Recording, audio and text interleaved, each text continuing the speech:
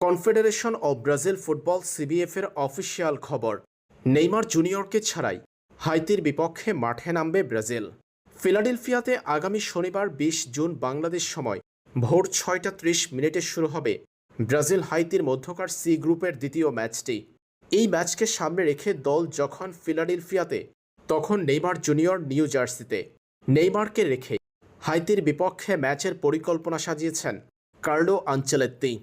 Group পর্বে ব্রাজিলের দ্বিতীয় ম্যাচের ২৪ ঘন্টা আগে ব্রাজিলের মূল অনুশীলন দলে ফিরে নেইমার জুনিয়র করেছেন অনুশীলন। তবে তাতেও সন্তুষ্ট নয় কার্লো আনচেলত্তি। জানিয়েছেন দ্রুত সময়ের মধ্যে নেইমারকে নিয়ে কোনো ঝুঁকি নিতে চাইছেন না তিনি। সেজন্য হাইতির বিপক্ষেও তাকে রাখা হয়েছে বাহিরে। যেহেতু নেইমার জুনিয়র নেই, তাই ব্রাজিল দলে পরিবর্তন আসবে কিনা সেটা নিয়ে প্রশ্ন তো আছেই।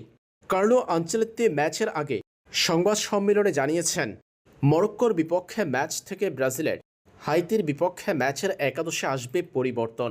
নেইমার না থাকলেও আক্রমণভাগে এক পরিবর্তন দেখা যাবে ব্রাজিলের শুরুর একাদশে। ধারণা পাওয়া গেল ব্রাজিলের একাদশে থাকবেন ম্যাথিউস কুনিয়া। এর আগে শুরুর একাদশে ছিলেন ইগর থিয়াগো। সেলেসাউদের হাইতির বিপক্ষে ম্যাচের একাদশ হতে পারে Alisson Becker, Danilo, Marquinhos, Gabriel Magalhaes, Douglas Santos, Casemiro, Bruno Guimaraes, Lucas Paqueta, Vinicius junior, Matheus Cunha এবং রাফিনহা।